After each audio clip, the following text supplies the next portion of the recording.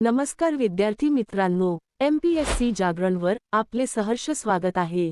आज आहे 5 ऑगस्ट 2026 आणि आजच्या दैनिक चालू घडामोडींवर आधारित महत्त्वाचे प्रश्न आपण या व्हिडिओमध्ये पाहणार आहोत।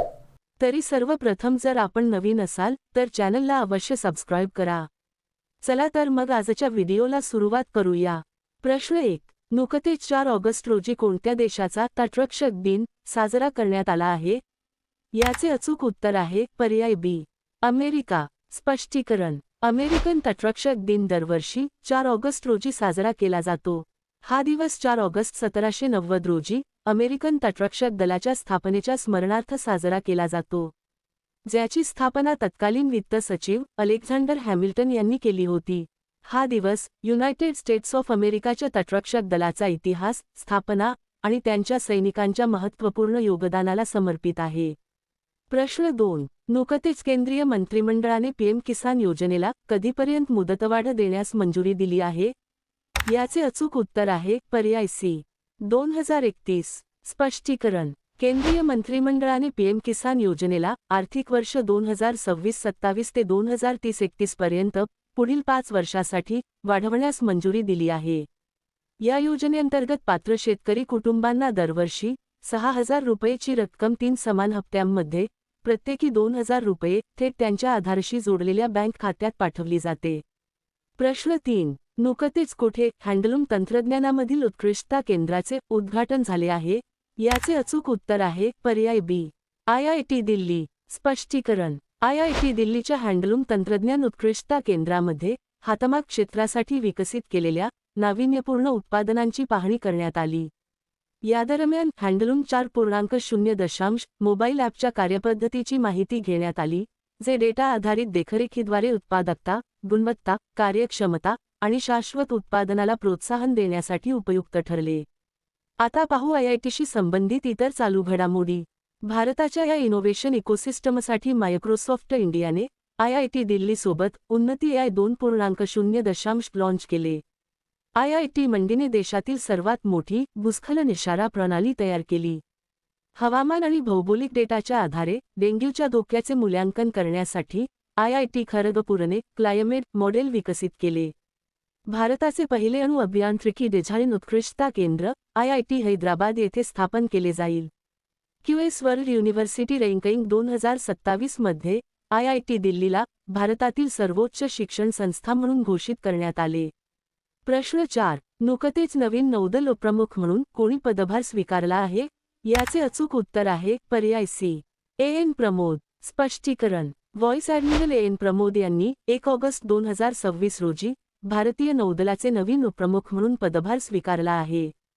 प्रश्न 5. नुकतेच ग्लो सरोवर हे कोणत्या राज्याचे पहिले रामसर स्थळ बनले आहे? याचे अचूक उत्तर आहे पर्याय डी, अरुणाचल प्रदेश। स्पष्टीकरण: ग्लो सरोवर हे अरुणाचल प्रदेश राज्याचे पहिले रामसर स्थळ बनले आहे। स्थान: हे सरोवर अरुणाचल प्रदेशातील लोहित जिल्ह्यातील कामलांग टायगर रिझर्व्ह आणि वन्यजीव अभयारण्याच्या आत स्थित आहे।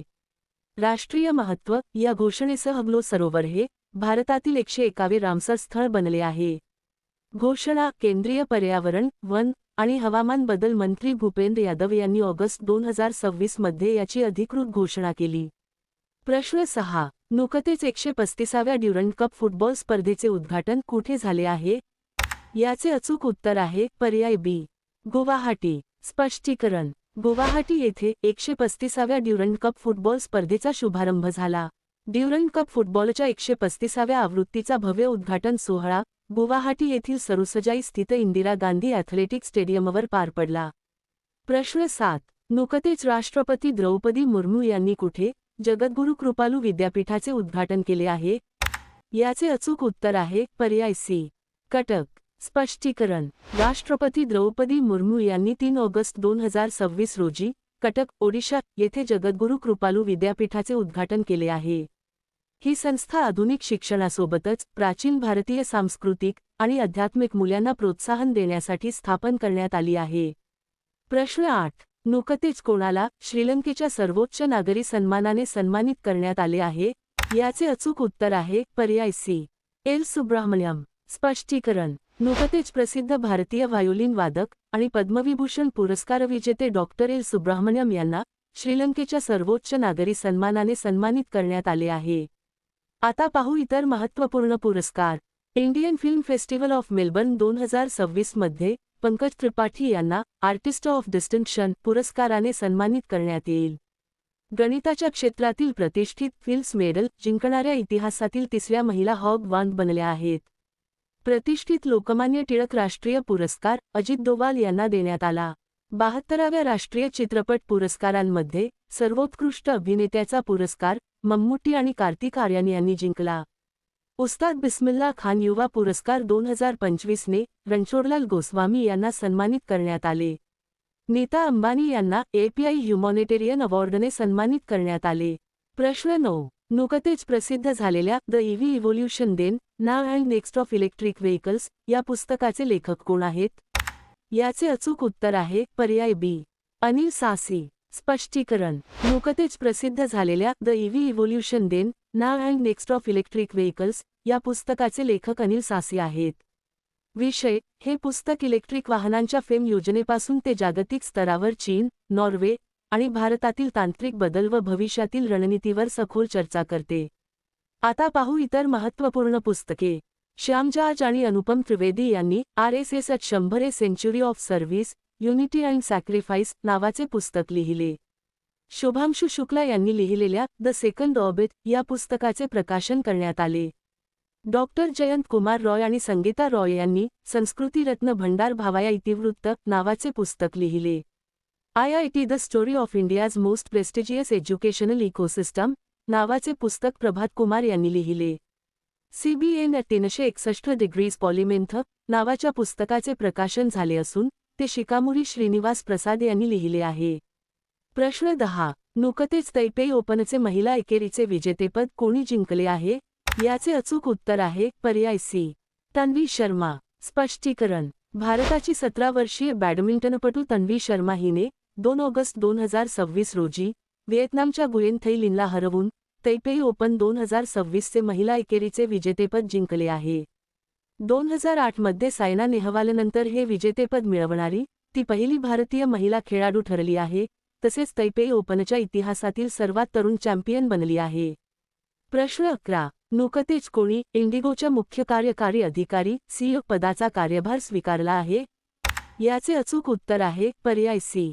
विली वॉल्श. स्पष्टीकरण. नुकतेच विली वॉल्श यांनी 3 ऑगस्ट 2026 रोजी देशातील सर्वात मोठी विमान कंपनी इंडिगोच्या नवीन मुख्य कार्यकारी अधिकारी CEO पदाचा कार्यभार स्वीकारला आहे. त्यांनी इंटरनॅशनल एअर ट्रान्सपोर्ट असोसिएशनचे महासंचालक म्हणून आपला कार्यकाळ पूर्ण केल्यानंतर हा पदभार स्वीकारला आहे. आता पाहू इतर महत्त्वपूर्ण नियुक्त्या. नगुलम जेथौम गैंगटे यांची मेक्सिकोमध्ये भारताचे पुढील राजदूत म्हणून नियुक्ती करण्यात आली. दिल्ली महिला आयोगाच्या अध्यक्षपदी लता गुप्ता यांची नियुक्ती करण्यात आली. शालेय शिक्षण आणि साक्षरता विभागाचे सचिव म्हणून TK अनिल कुमार यांची नियुक्ती करण्यात आली. खाण मंत्रालयाचे सचिव म्हणून केशव चंद्र यांनी पदभार स्वीकारला. परीक्षा सुधारणांसाठी नंदन निलेकणी यांच्या अध्यक्षतेखाली उच्चस्तरीय कृती दलाचे गठन करण्यात आले. दिल्ली अल्पसंख्याक आयोगाच्या अध्यक्षपदी निर्मल जैन यांची नियुक्ती करण्यात आली. फायनान्शियल इंटेलिजन्स युनिटचे नवीन संचालक म्हणून सत्यपाल कुमार यांची नियुक्ती करण्यात आली. आंतरराष्ट्रीय बुद्धिबळ महासंघाचे अंतरिम अध्यक्ष म्हणून विश्वनाथन आनंद यांनी पदभार स्वीकारला. प्रश्न 12. नुकतेच टूर डी फ्रान्स फेम्समध्ये सहभागी होणारी पहिली भारतीय महिला सायकलपटू कोण बनली आहे? याचे अचूक उत्तर आहे पर्याय B. हर्षिता जाखाड. स्पष्टीकरण. युवा सायकलपटू हर्षिता जाखाड हिने रचला इतिहास. टूर डी फ्रान्स फेम्समध्ये सहभागी होणारी पहिली भारतीय महिला बनली. 19 वर्षीय हर्षिता जाखाड हिने स्वित्झर्लंडमध्ये आयोजित टूर डी फ्रान्स फेम्समध्ये सहभागी होऊन इतिहास रचला आहे. या प्रतिष्ठित स्पर्धेचा भाग बनणारी ती पहिली भारतीय महिला सायकलपटू ठरली आहे. आता मागील व्हिडिओतील प्रश्न. नुकतेच भारत-चीन सीमा व्यापार कोणत्या खिंडीतून पुन्हा सुरू झाला आहे?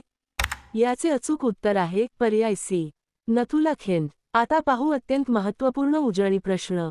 रिझर्व्ह बँकेचे माजी गव्हर्नर रघुराम राजन यांची US फेडरल रिझर्व्ह टास्क फोर्सवर नियुक्ती झाली आहे.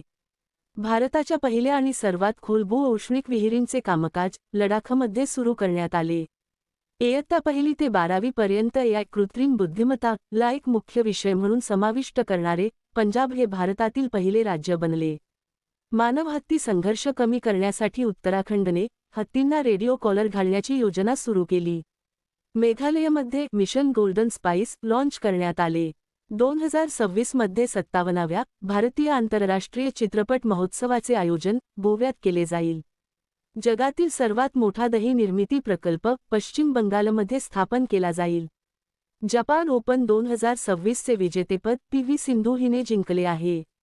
सारनाथ हे भारताचे 45वे जागतिक वारसा स्थळ बनले आहे. सेर्गी कोरेत्स्की यांची युक्रेनचे नवीन पंतप्रधान म्हणून नियुक्ती करण्यात आली आहे. भारताचा पहिला टेलिकॉम मॅन्युफॅक्चरिंग झोन ग्वाल्हेर येथे स्थापन केला जाईल. वर्ल्ड ज्युनियर स्क्वॅश चॅम्पियनशिप 2026 चे विजेतेपद अनाहत सिंग हिने जिंकले आहे. 18 मीटर ड्राफ्ट क्षमता असलेले कामराजार बंदर हे भारताचे दुसरे प्रमुख बंदर बनले आहे. चीनने जगातील सर्वात मोठा सुपरकंडक्टिंग चुंबक बनवला आहे. आकांक्षा चौधरी हिने मिसेस इंडिया 2026 चे विजेतेपद जिंकले आहे. मलबार गोल्ड अँड डायमंड्सने महेंद्रसिंग धोनीला आपला ब्रँड एम्बेसडर बनवले आहे. प्रतिष्ठित लोकमान्य टिळक राष्ट्रीय पुरस्कार अजित डोवाल यांना दिला जाईल. 14व्या दक्षिण आशियाई खेळांचे आयोजन पाकिस्तानमध्ये केले जाईल. परीक्षा सुधारणांसाठी नंदन निलेकणी यांच्या अध्यक्षतेखाली उच्चस्तरीय कृती दलाचे गठन करण्यात आले आहे.